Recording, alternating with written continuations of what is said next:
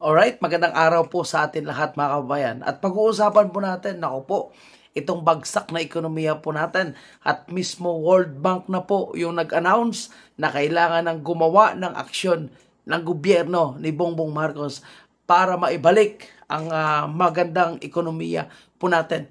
Pero tika lang mga kababayan po natin, paano po magagawa ni Bongbong Marcos na iangat yung ekonomiya ng ating bansa kung mismo yung mga investors ay hindi na po nagtitiwala sa kanya dahil sa issue po ng corruption.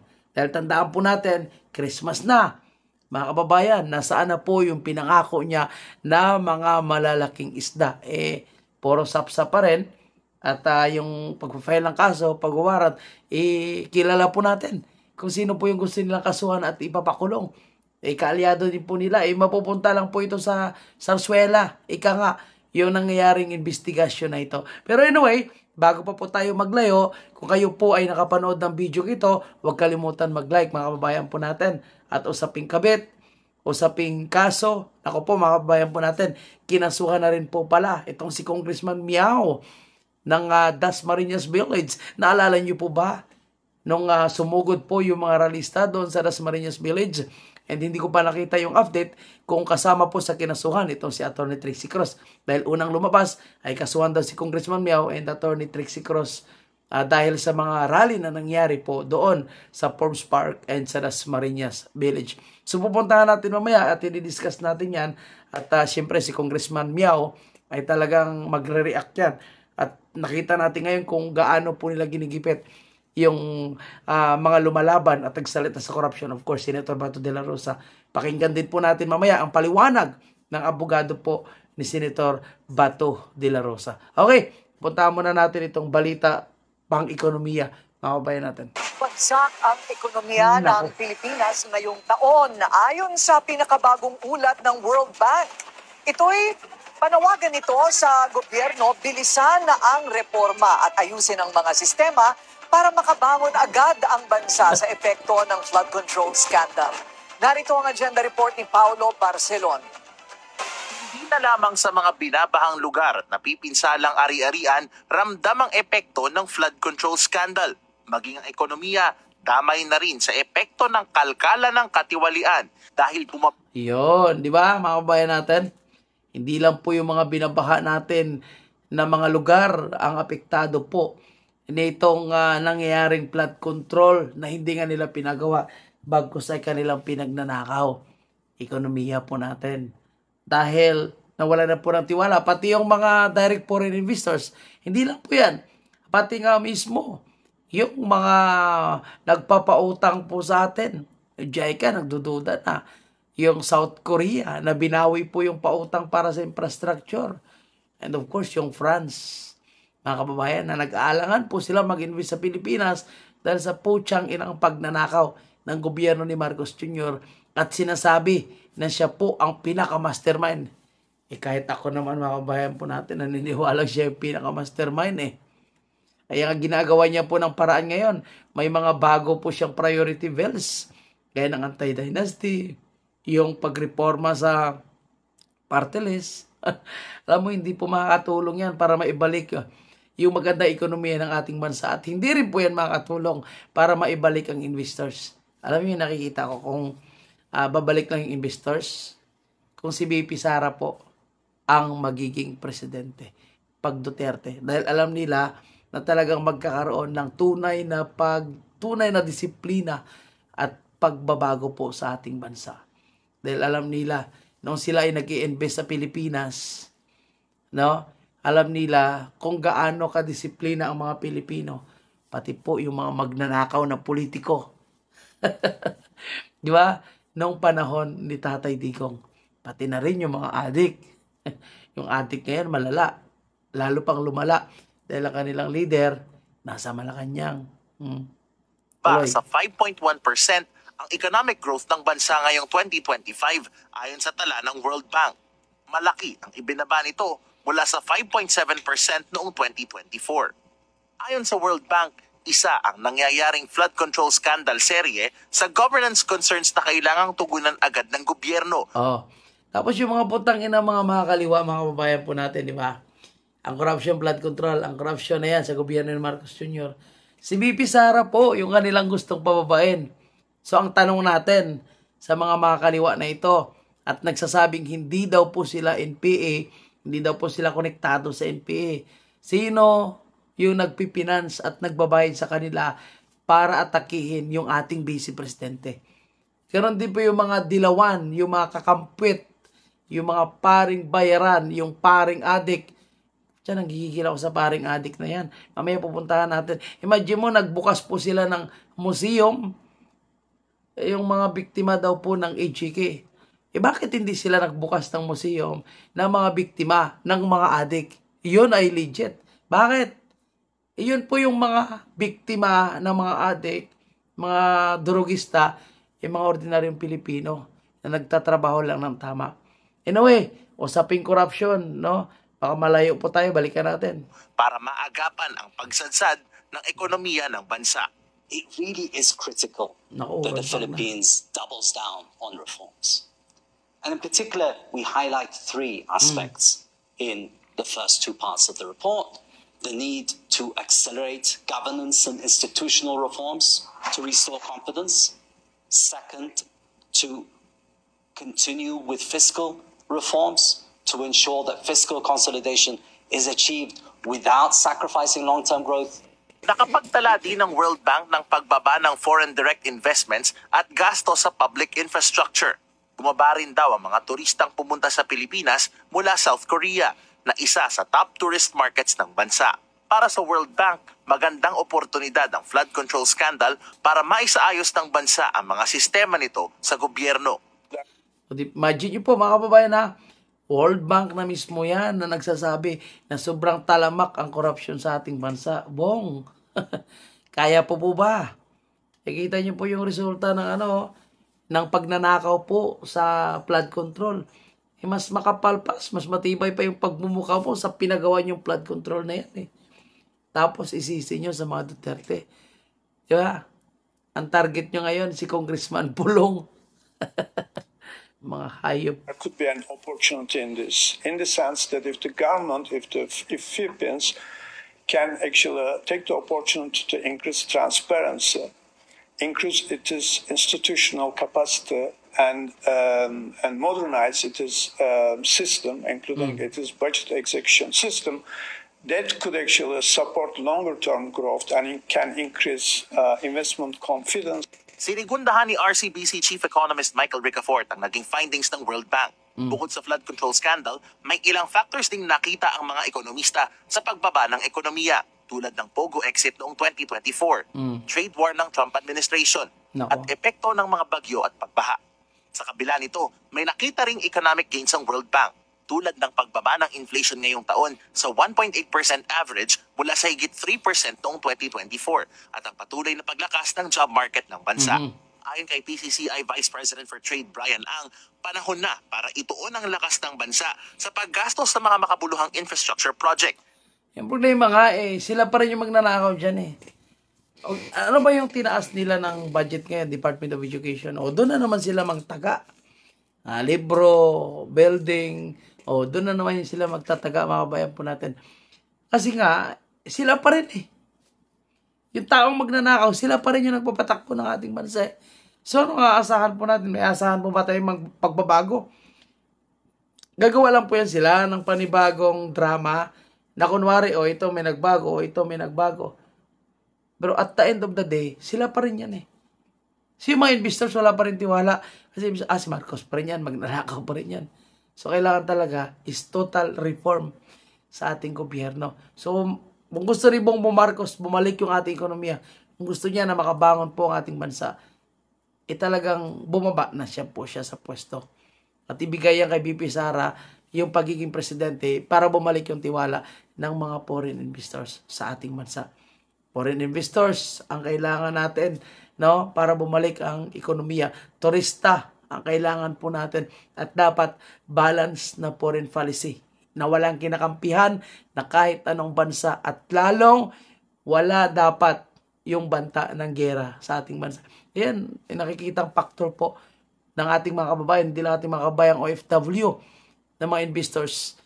kung bakit ayaw nila mag-invest sa ating bansa. Alam ni Bongbong Marcos yung mga kabayan po natin.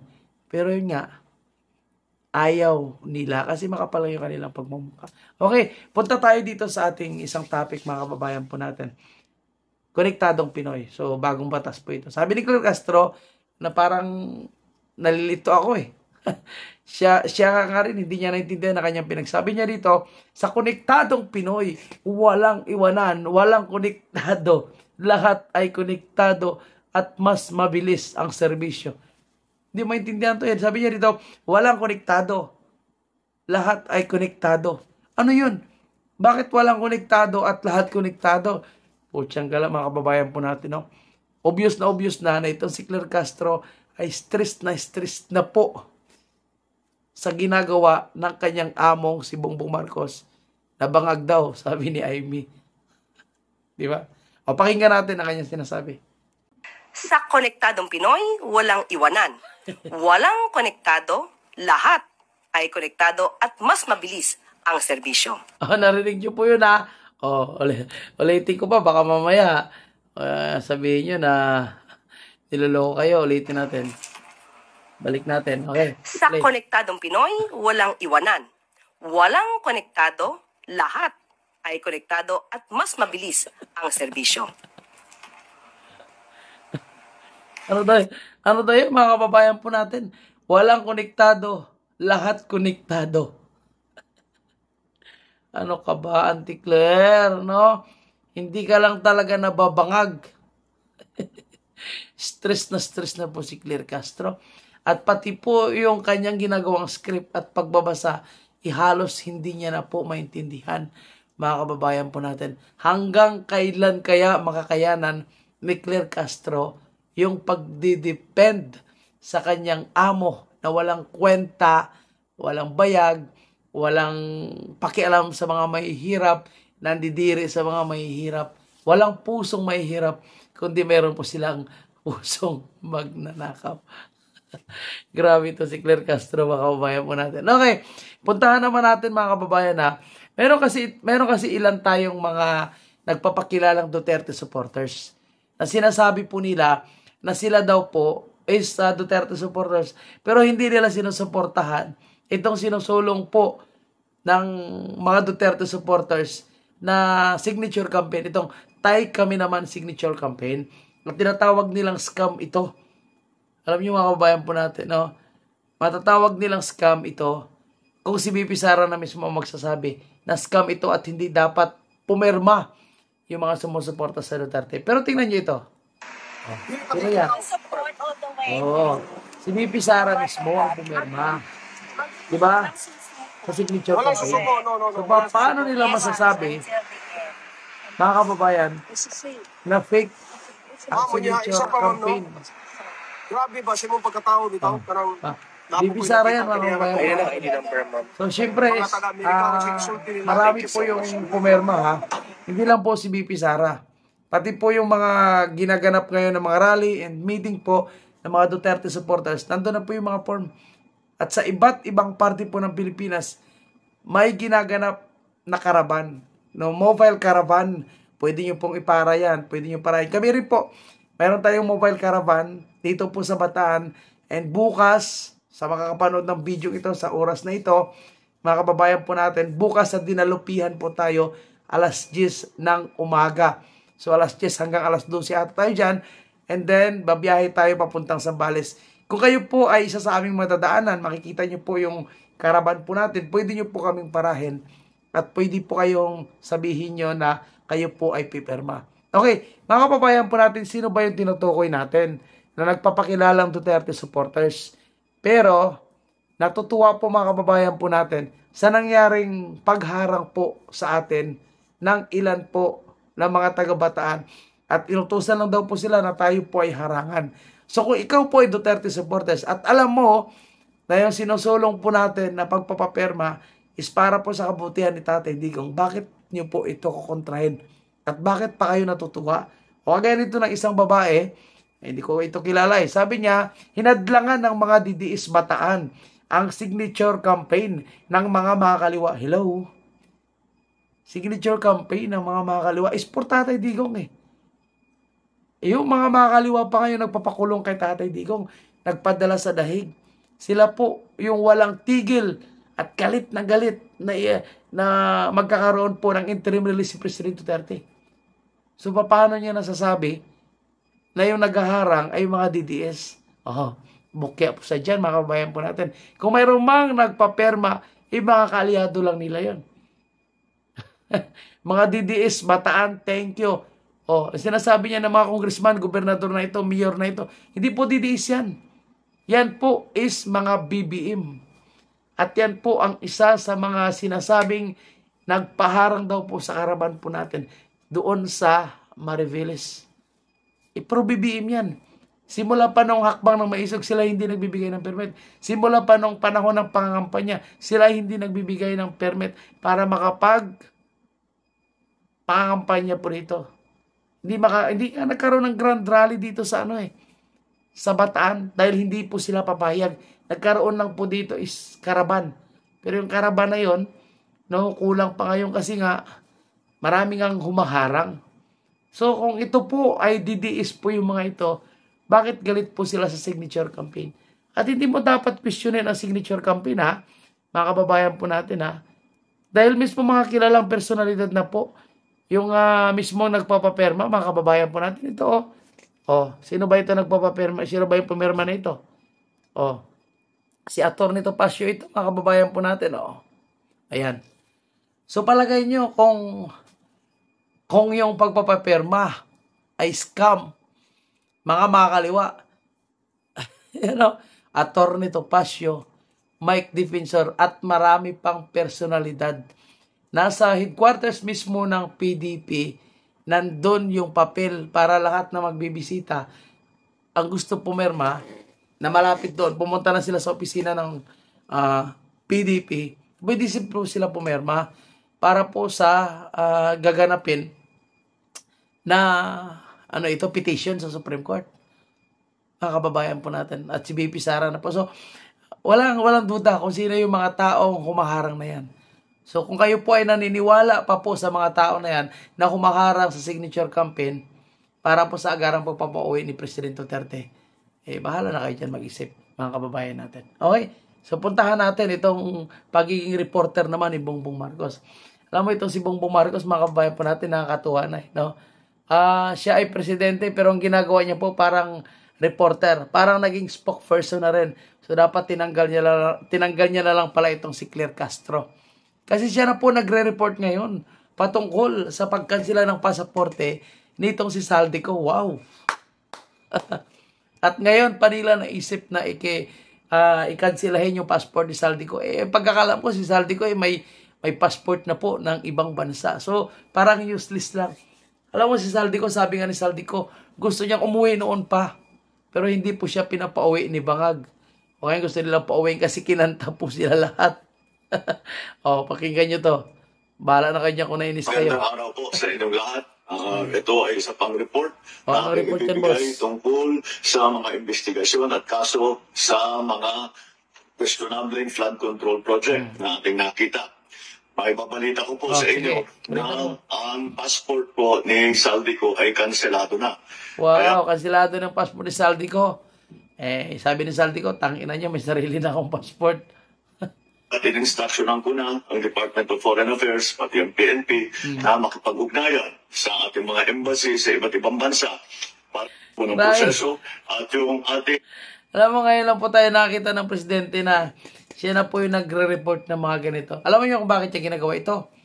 Alam mo, bistado na naman yung PR niya. PR na naman ito Ginagawa niya ito para kunwari siya ay nagtatrabaho. Hindi po yung trabaho ng presidente yung mga ganyang klaseng pagre-report.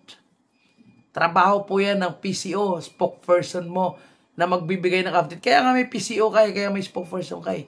Yan yung update yan Pero ngayon, bakit ikaw yung gumagawa, Bongbong Marcos? Kasi nga, gusto niya magpasikat. Gusto niya sabihin na siya po ay nagtatrabaho.